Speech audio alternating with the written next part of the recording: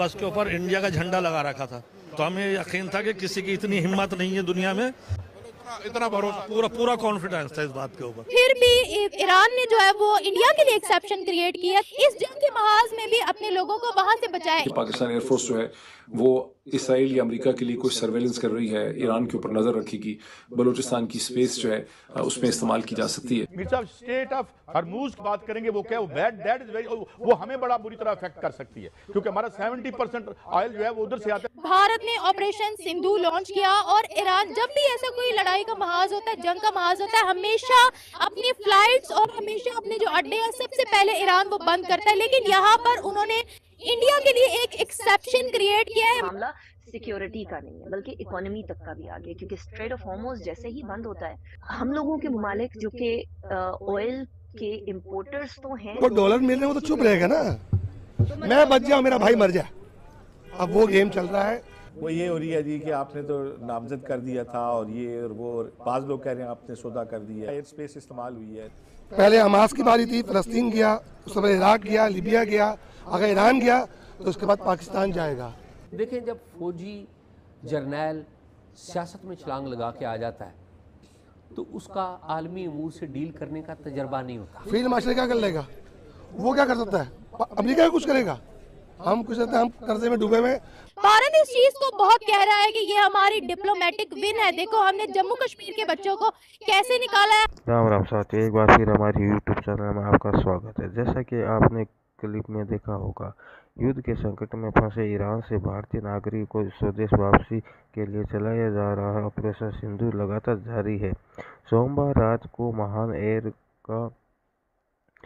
का एक विशेष विमान 290 यात्रियों के साथ दिल्ली में अंतर्राष्ट्रीय हवाई अड्डे पर उतरा। भारत अब तक ईरान से 2003 भारतीयों को वापस ला चुका है। दिल्ली पहुंचते यात्रियों में से एक यात्री श्रीलंका महिला फातिमा ईमान भी शामिल है। भारतीय सरकार को धन्यवाद करते हुए फातिमा ने बताया कि वह जिस विश्वविद्यालय में पढ़ाई कर रही थी वहां भारतीय विद्यार्थी भी पढ़ते थे। दूसरी तरफ ईरान से आए यात्रियों ने बताया कि जिस बस पर भारतीय झंडा लगा होता है उसको बड़े सम्मान के साथ एयरबेस तक पहुंचाया दिया जाता है। धन्यवाद। आपको कैसा लगा वीडियो हमें ज़रूर कमेंट करके बताएं। जय हिंद, जय भारत। और ईरान के कॉन्फ्लिक्ट के हवाले से साथ में हम बात करेंगे भारत की। आपको पता है कि लड़ाई बहुत ज्यादा हो रही है, दोनों ही एक दूसरे पर एयर स्ट्राइक्स कर रहे हैं, ड्रोन अटैक्स हो रहे हैं। इसी में कुछ भारतीय प्रोफेशनल्स और बच्चे लगभग 4000 के करीब वो ईरान में फंसे हुए थे। भारत ने ऑपरेशन सिंधु लॉन्च किया और ईरान जब भी ऐसा कोई लड़ाई का महाज होता है, जंग का महाज होता है, हमेशा अपनी फ्लाइट्स और हमेशा अपने जो अड्डे हैं सबसे पहले ईरान वो बंद करता है। लेकिन यहाँ पर उन्होंने इंडिया के लिए एक एक्सेप्शन क्रिएट किया है। मशाद से उन्होंने स्पेशल फ्लाइट भेजी है न्यू दिल्ली में, और जितने जम्मू कश्मीर के बच्चे भारत के थे उन सबको भारत ने पहुंचा दिया है। भारत इस चीज को बहुत कह रहा है कि ये हमारी डिप्लोमेटिक विन है। देखो हमने जम्मू कश्मीर के बच्चों को कैसे निकाला है। हम लोगों ने डिप्लोमेसी, हम लोगों की डिप्लोमेटिक विन देखो कि एक तरफ हम इसराइल के भी अलाए हैं, ईरान भी हमारा साथी है, और हम लोगों ने इस जंग के महाज में भी अपने लोगों को वहां से बचाया। इस वक्त पाकिस्तान भी एक बड़ी क्रिटिकल सिचुएशन में फंसा हुआ है। क्या ऐसी ही डिप्लोमेटिक विन पाकिस्तान भी हासिल कर सकता है? और जिस तरह से उन्होंने अपने बच्चों को, स्पेशली जम्मू कश्मीर के बच्चों को निकाला है और उनका मीडिया इस चीज को बड़ा प्रेज कर रहा है, उस हवाले से आप क्या कहते हैं?